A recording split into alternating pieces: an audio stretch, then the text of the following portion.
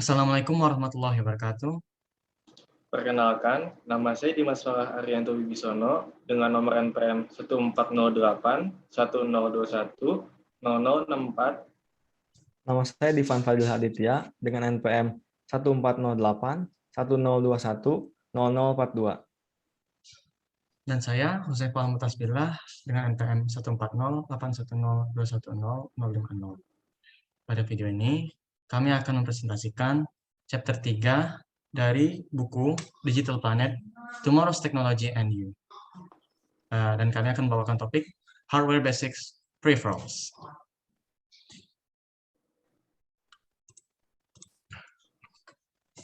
No one gets to vote on whether technology is going to change our lives. Bill Gates. Untuk kita semua kenal dengan Bill Gates.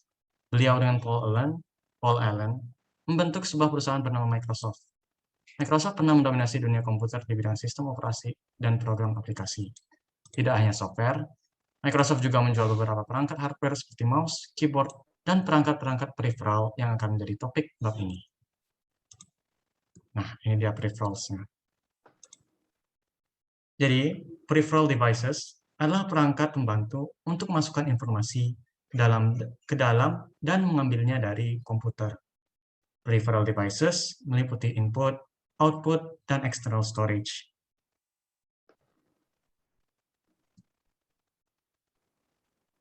Yang pertama ada input. Input terdiri dari beberapa macam device. Yang pertama adalah keyboard, yang kedua pointing device, yang ketiga multi-touch input device, yang keempat reading tools, dan yang kelima digitizing device and sensors. Keyboards.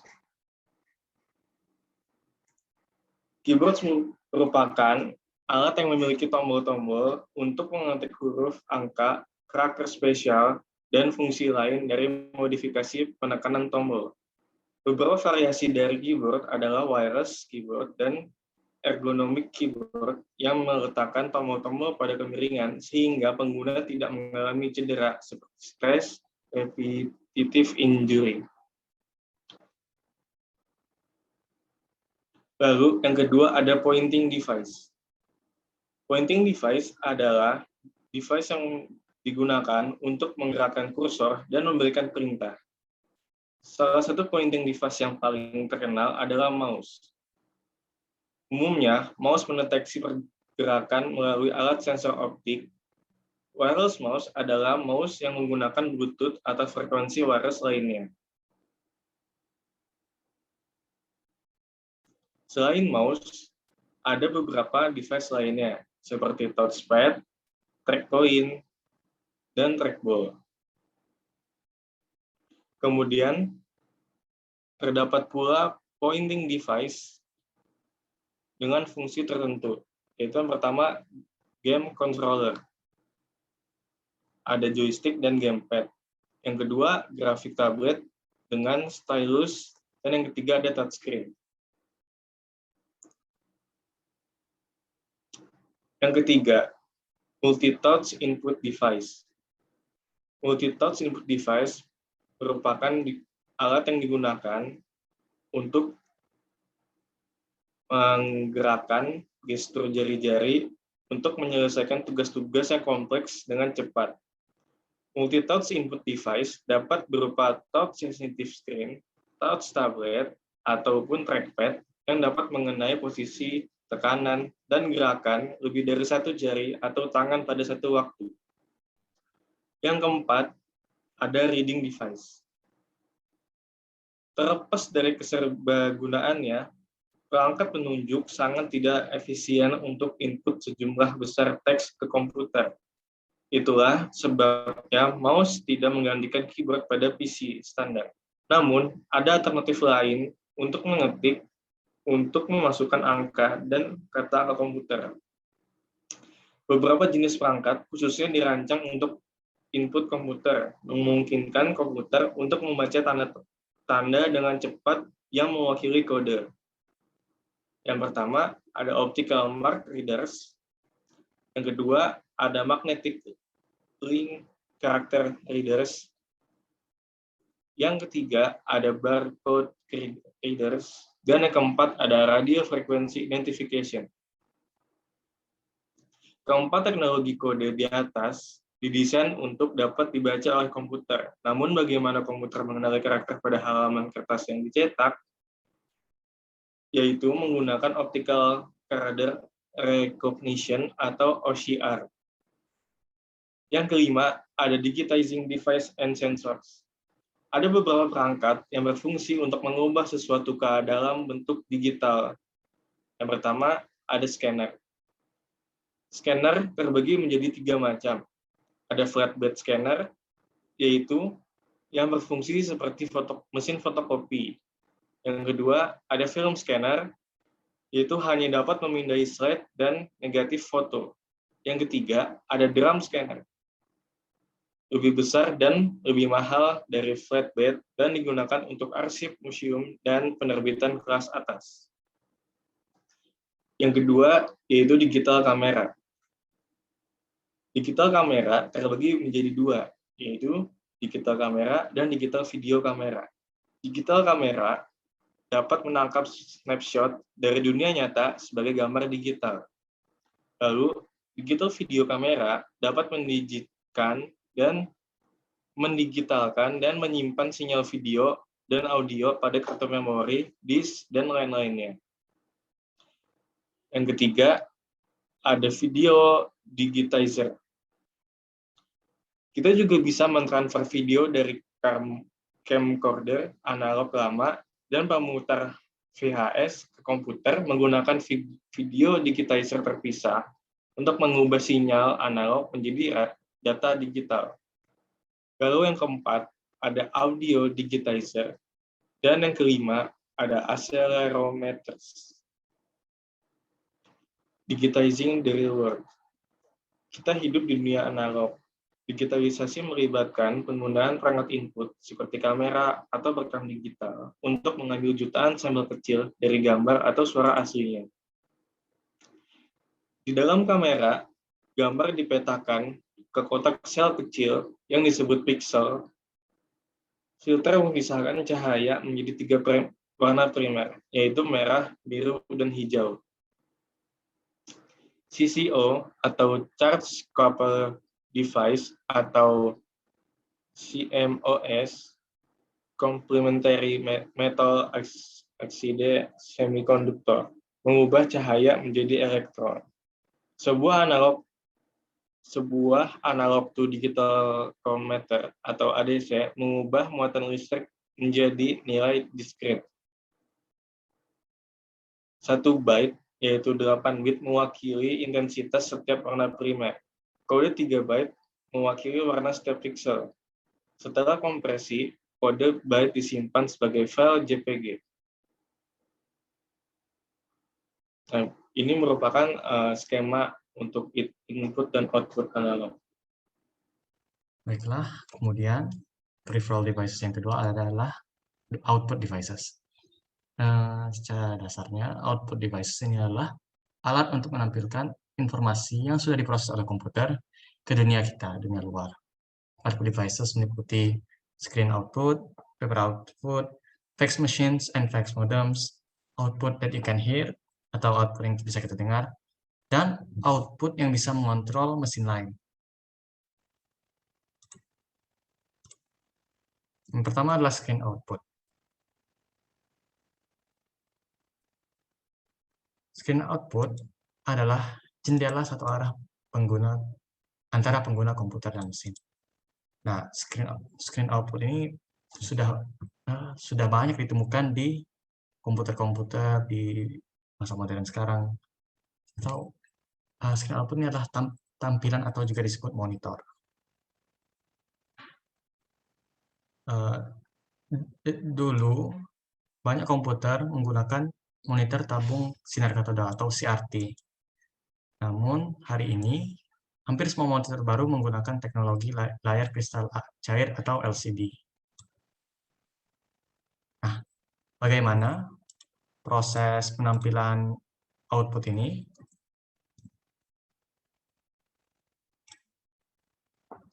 Color output.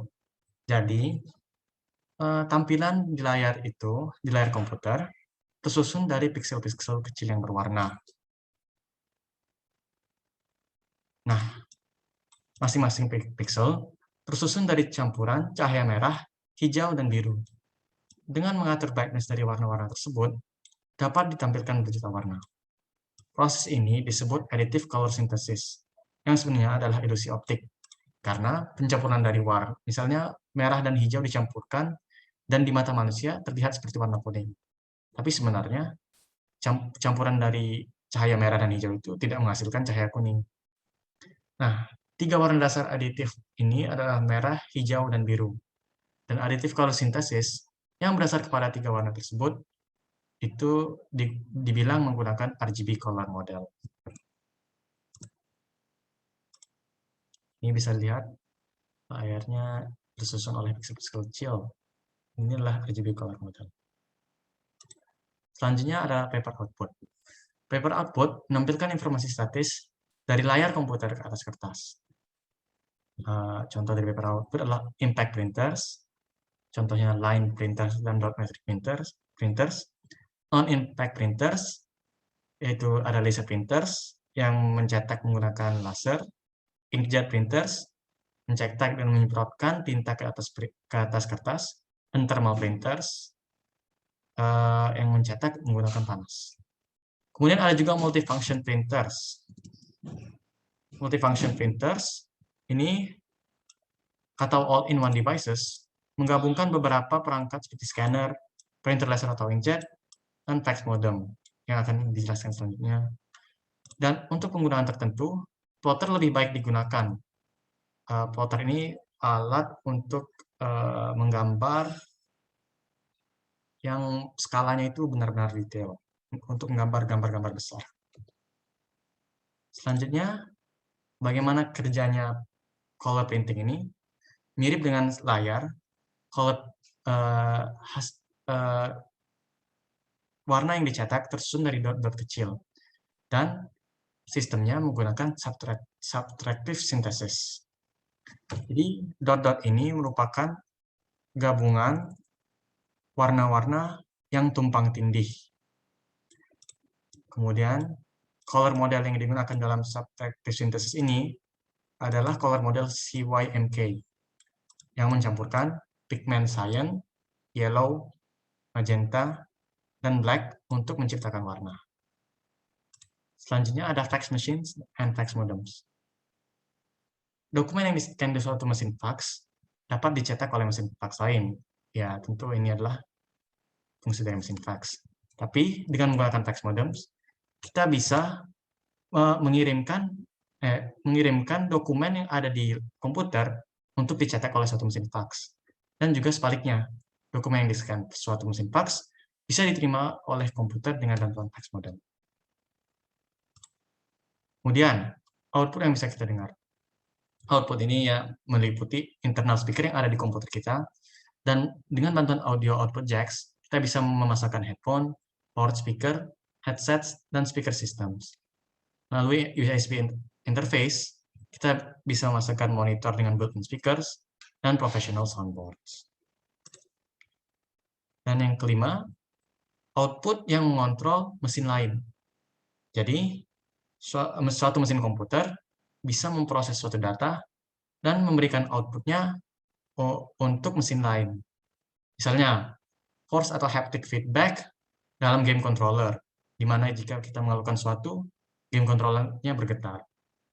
Kemudian, komputer juga bisa memberikan informasi kepada komputer lain. Baik, selanjutnya ada storage device yang mempertemukan input dengan output. Maksudnya adalah storage device dapat melakukan kedua fungsi input dan output. Storage device ini ada magnetic tape, magnetic disk, optical disk, internal dan external drives, dan flash memory storage drives. Nah, yang pertama ada magnetic tape. Magnetic tape ini dapat menuliskan atau membaca data dari pita yang dilapisi dengan magnet. Magnetic tape sendiri juga dapat menyimpan sejumlah besar informasi dalam ruang kecil dalam biaya yang relatif rendah. Magnetic tape itu sendiri juga adalah sequential access medium, yang artinya komputer harus membaca informasi sesuai dengan urutan pencatatannya. Yang kedua, ada magnetic disk. Seperti magnetic tape tadi, magnetic disk memiliki permukaan yang dilapisi secara magnetis yang dapat menyimpan informasi yang dikodekan. Disk drive untuk magnetic disk sendiri memiliki kemampuan random access, yang artinya dia dapat dengan cepat mengambil informasi dari bagian manapun dalam urutan apapun. Dan dalam magnetic disk ada hard disk. Hard disk merupakan disk yang sensitif secara magnetis yang berputar dengan cepat dan terus-menerus dalam sasis komputer atau di kotak terpisah yang terhubung ke komputer melalui kabel USB, Firewire, ataupun Ethernet. Yang ketiga, ada optical disk.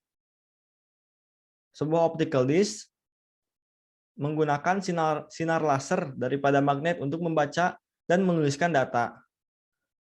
Optical disk juga aksesnya lebih lambat daripada magnetic disk. Tapi memiliki daya tahan yang lebih lama daripada magnetic disk. Di dalam optical disk ini, yang pertama ada CD-ROM atau singkatan dari compact disk read only memory. Dan yang kedua ada juga CD-ROM R atau RW. R itu merupakan singkatan dari recordable dan RW itu rewritable. CD rewritable drive dapat membaca dari data dari CD-ROM, memutar musik dari CD audio, ataupun melakukan burn-in, yaitu proses penulisan sebuah data ke dalam CD atau DVD kosong. Yang ketiga, ada DVD-ROM. Yang keempat, ada DVD burners, atau rewritable DVD drive. Itu adalah suatu hal yang biasa di PC sekarang. Drive ini dapat membaca dan menulis pada media CD dan DVD. Drive untuk DVD burner ini tersedia dalam bentuk sekali tulis atau DVD recordable atau dapat ditulis ulang yaitu DVD rewritable. Yang kelima ada Blu-ray drives. Drive DVD sekarang secara bertahap telah digantikan oleh Blu-ray drive ini yang dapat membaca dan menulis di media yang menampung hingga 50 GB. Drive Blu-ray ini juga dapat membaca data dari disk Blu-ray, DVD, dan CD. Next. Internal dan external drive. Hard disk drive dan optical disk drive itu sendiri yang tadi saya sebutkan memiliki dua bentuk dasar yaitu drive internal dan eksternal. Drive internal yaitu drive yang berada di dalam casing komputer yang terletak di dalam bay. Bay itu sendiri merupakan ruang standar yang dirancang untuk menampung suatu drive. Ada juga drive eksternal. Drive eksternal merupakan drive dari luar komputer yang dihubungkan ke dalam sistem komputer melalui port USB ataupun Firewire ports. Lalu ada flash memory storage device. Yang pertama itu dalam flash memory storage device ada solid state storage. Solid state storage merupakan perangkat memori yang dapat ditulis ulang tanpa bagian yang bergerak. Namun kelemahannya yaitu solid state storage ini terlalu mahal untuk sebagian besar penggunanya. Lalu yang kedua ada flash memory cards. Flash memory cards ini lebih murah dibandingkan solid state storage yang tadi. Flash memory cards adalah sejenis chip memori yang dapat dihapus dan dapat berfungsi sebagai alternatif penyimpanan yang handal, hemat energi, tenang, dan ringkas untuk banyak aplikasi. Flash memory cards ini sendiri termasuk SD cards atau secure digital cards, compact flash card, memory sticks, dan kartu lainnya yang digunakan untuk menyimpan gambar dalam kamera digital dan suara perekam digital. Lalu yang ketiga dalam flash memory storage device, ada juga USB flash drives. USB flash drive adalah yang saat ini sedang populer untuk menyimpan atau mengangkut file data. Flash drive sendiri berukuran kunci dan dapat dihubungkan langsung ke port USB. Jadi ukurannya cukup kecil dan tinggal dicolokkan ke port USB. Nah, ini merupakan jenis storage device yang tadi dengan kapasitasnya dan keuntungan dan kelebihan dan kekurangannya. Bisa dibaca sendiri. Nah, sekarang ada bagaimana caranya di storage yang tadi itu bekerja. Untuk magnetic disk yang pertama, magnetic disk ini menggunakan oksida magnetik yang bahannya mirip yang digunakan untuk melapisi kaset ataupun kaset video. Magnetic disk ini terdiri dari beberapa plater yang masing-masingnya diakses melalui head baca tulis pada armatur yang dapat digerakkan. Lalu sinyal magnetik pada disk ini diatur ke dalam track konsentris. Yang kedua ada CD-ROM. Drive CD-ROM berisi laser kecil yang menyinari permukaan disk. Laser kecil itu digunakan untuk membaca data. Laser tersebut tadi membakar celah-celah tidak reflektif ke dalam film untuk merekam bit data. Dan setelah dibakar, permukaan tidak bisa dihaluskan dan dibuat mengkilat. Lalu itulah mengapa CD-ROM hanya bersifat